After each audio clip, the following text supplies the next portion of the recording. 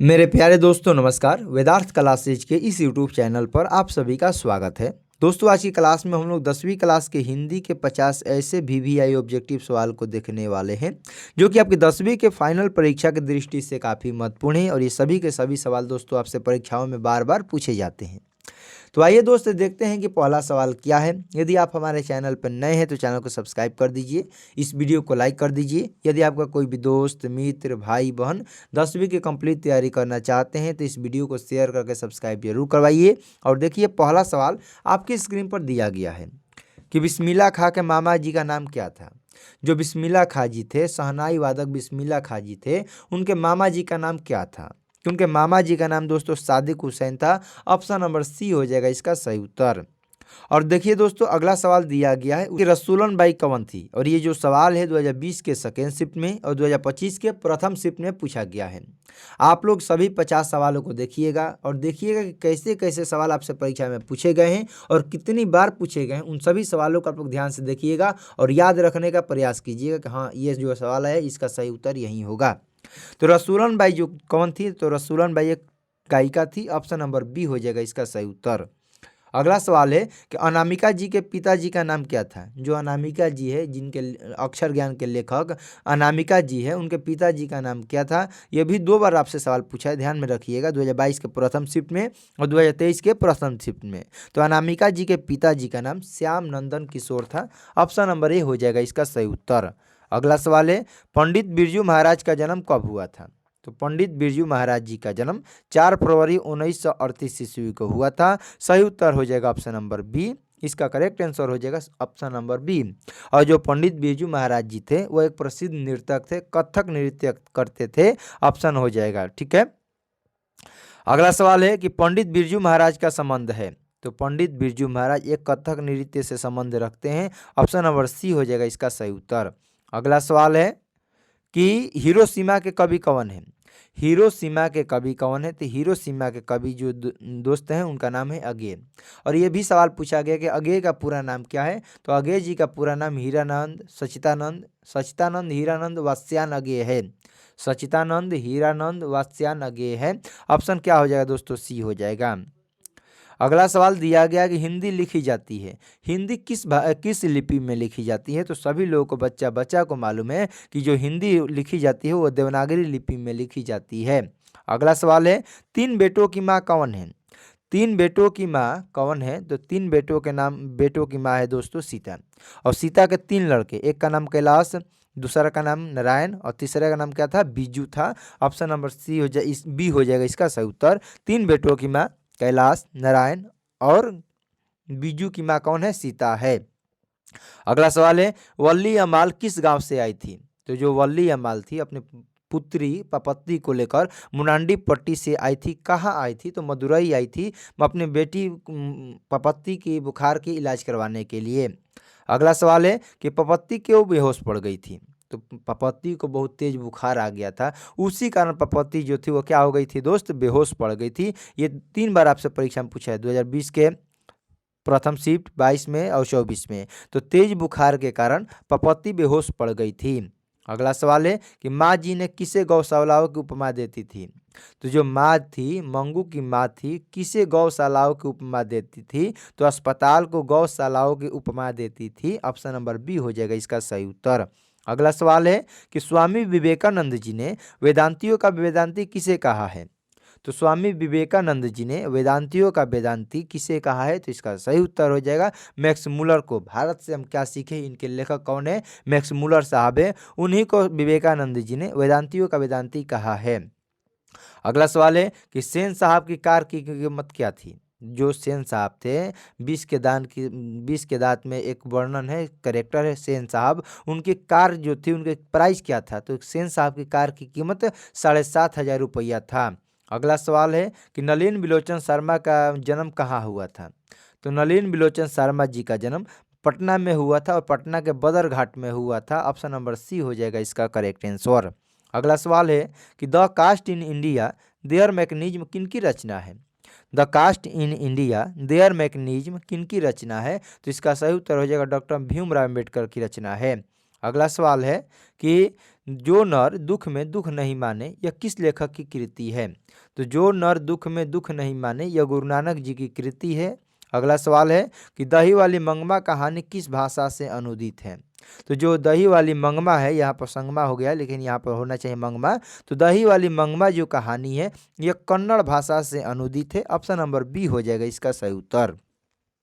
और दही वाली मंगमा में जो उनकी बहू है, मंगमा की बहू है, उनका नाम क्या है? तो मंगमा की बहू का नाम है नजम्मा, और मंगमा तो मंगमा है ही। अगला सवाल दिया गया है कि बिस्मिल्लाह खां का जन्म कहाँ हुआ था? तो बिस्मिल्लाह खां का जन्म बिहार के बक्सर जिला के डुमराव शहर में हुआ था। इसको याद रखिएगा। तो बिस्मिल्लाह खां जी का जन्म बिहार के डुमराव में हुआ था। अगला सवाल है कि गांधी जी दक्षिण अफ्रीका में कब से कब तक रहे थे? तो गांधी जी जो थे वह दक्षिण अफ्रीका में 1893 ईस्वी से लेकर 1914 ईस्वी तक अफ्रीका में रहे और 1915 ईस्वी में भारत में आए थे। अगला सवाल है कि लौट कर आऊँगा फिर पाठ के कवि कहाँ लौटने की बात करते हैं? तो लौट कर आऊँगा फिर के लेखक है जीवनानंद दास जी, और वो कवि कहाँ लौटने की बात करते हैं? तो अपने गांव लौटने की बात करते हैं, अपने शहर लौटने की बात करते हैं, और उनका शहर कहाँ है? तो बंगाल में है। ऑप्शन नंबर डी हो जाएगा इसका करेक्ट आंसर। अगला सवाल है कि गरीब बस्तियों में क्या हुआ? गरीब बस्तियों में क्या हुआ? तो गरीब बस्तियों में धमाके से देवी जागरण हुआ था। अगला सवाल है कि प्रदेश की विद्या पढ़ने का क्या परिणाम हुआ? तो प्रदेश की विद्या पढ़ने का परिणाम यही हुआ कि सबकी बुद्धि क्या हो गई? विदेशी हो गई। ऑप्शन नंबर बी हो जाएगा इसका सही उत्तर। अगला सवाल है अभिनयों में 19 दिन के प्रवास के दौरान लेखक ने कितने गद्य की रचना की? तो अभिनयों में 19 दिन के प्रवास के दौरान लेखक टोटल 27 गद्यों की रचना की थी। ऑप्शन नंबर ए हो जाएगा इसका सही उत्तर। अगला सवाल है धूप बरसी पर अंतरिक्ष से नहीं और फटी कहाँ से? धूप बरसी अंतरिक्ष से नहीं, कहाँ से फटी? तो मिट्टी से फटा। ऑप्शन नंबर सी हो जाएगा सही उत्तर। अगला सवाल है कि मिट्टी की अबोध मूर्ति इनमें से कौन है? नेता है कि जनता है कि मंत्री है कि अधिकारी है? तो जो मिट्टी की अबोध मूर्त है वो किसको कहा गया है? तो जनता को, प्यारी जनता को मिट्टी की अबोध मूर्त कहा गया है। ऑप्शन नंबर बी हो जाएगा इसका सही उत्तर। अगला सवाल है कि भारत माँ के श्रेष्ठ मुख की तुलना कवि ने किससे की है? तो भारत माँ के श्रेष्ठ मुख की तुलना कवि ने छायायुक्त चंद्रमा से की है। अगला सवाल है कि धरती कब तक घूमेगी कहानी किस लेखक के द्वारा लिखा गया है? तो जो धरती कब तक घूमेगी कहानी है वो लिखा गया है सावरदैया के द्वारा। सावरदैया के द्वारा धरती कब तक घूमेगी लिखा गया है। ऑप्शन नंबर बी हो जाएगा। अगला सवाल है कि भारत की अर्थव्यवस्था जर्जर हो गई है। जो हम लोग के देश की इकोनॉमिक्स है, वो इकोनॉमी है, वो जर्जर हो गई है। क्यों? तो भारत की जो अर्थव्यवस्था है अंग्रेजी नीति के कारण क्या कहा जाता है? अंग्रेजी नीति के कारण भारत की अर्थव्यवस्था जर्जर हो गई है। ऑप्शन नंबर ए हो जाएगा सही उत्तर। अगला सवाल है कि सिक्ता का अर्थ क्या होता है?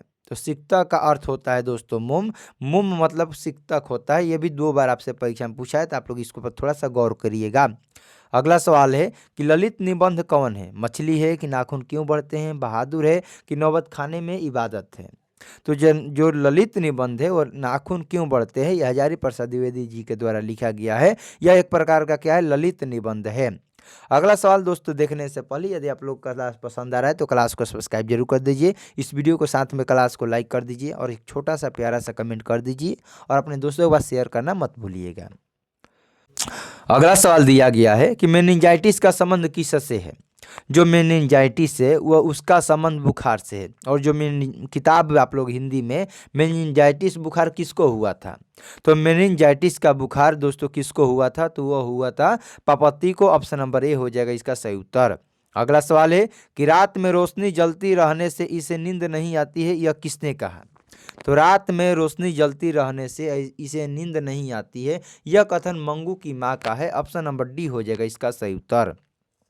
अगला सवाल है कि पारसियों के धर्म का नाम क्या था? जो पारसी लोग हैं उनके धर्म का नाम क्या था? तो उनके धर्म का नाम जरथुष्ट्र था। ऑप्शन नंबर डी हो जाएगा इसका सही उत्तर। अगला सवाल है कि घनानंद का जन्म किसके आसपास हुआ था? तो घनानंद जी का जन्म 1689 ईस्वी के आसपास में हुआ था। ऑप्शन नंबर ए हो जाएगा। 2024 के पहला शिफ्ट में पूछा गया सवाल है। अगला सवाल है कि विष के दांत पाठ की विद्या कौन है? जो विष के दांत है वो किसकी विद्या है? तो जो विष की दांत है इसका सही उत्तर हो जाएगा दोस्तों, यह एक प्रकार की कहानी है। अगला सवाल है कि बाढ़ की समस्या कहानी के केंद्र में कौन है? तो बाढ़ की समस्या कहानी के केंद्र में है, उस चैप्टर का नाम है ढहते विश्वास। ढहते विश्वास में बाढ़ की समस्या के बारे में चर्चा किया गया है। अगला सवाल हो जाएगा दोस्त कि अमराई का कुआं कहाँ है? जो अमराई का कुआं है वो यह चैप्टर आपके दही वाली मंगमा है। दही वाली मंगमा में जब मंगमा दही बेचने जाती है तो रास्ते में कुआं पड़ता है, जिसे अमराई का कुआं कहा गया है। अगला सवाल है कि गांधी जी वकालत की पढ़ाई करने के लिए कहाँ गए थे? तो जो गांधी जी थे वो वकालत की पढ़ाई करने के लिए लंदन गए थे। ऑप्शन नंबर सी हो जाएगा इसका सही उत्तर। अगला सवाल है कि किसे खोकर ईश्वर अपना अर्थ खो बैठेंगे? आप ही बताइए, जब कोई भक्ति करने वाला ही नहीं रहेगा तो ईश्वर से कोई मतलब रहेगा? तो आपको एक नहीं, यानी कि जब भक्त ही नहीं रहेंगे तो ईश्वर अपना क्या खो बैठेंगे? अर्थ खो बैठेंगे, यानी कि भक्त खोकर ईश्वर अपना अर्थ खो बैठेंगे। ऑप्शन नंबर सी हो जाएगा इसका सही उत्तर। अगला सवाल है कि कवि अगले जन्म में कहाँ लौटकर आने की बात करता है? तो कवि अगले जन्म में अपने क्षेत्र में, अपने गांव में आने की बात करते हैं, बंगाल आने की बात करते हैं। ऑप्शन नंबर सी हो जाएगा इसका सही उत्तर। अगला सवाल है कि बिरजू महाराज के पिताजी क्या थे? तो बिरजू महाराज जी के पिता एक प्रसिद्ध नर्तक थे। ऑप्शन नंबर डी हो जाएगा इसका सही उत्तर। अगला सवाल है कि भारत माता कविता में भारत का कैसा चित्र प्रस्तुत किया गया है? तो भारत माता कविता में भारत का चित्र यथातथ्य प्रस्तुत किया गया है। अगला सवाल है कि अमोघ वर्ष कौन था? जो अमोघ वर्ष था वह एक प्रसिद्ध राष्ट्रकूट राजा थे। सही उत्तर हो जाएगा ऑप्शन नंबर बी। अमोघ वर्ष एक प्रख्यात राष्ट्रकूट राजा थे।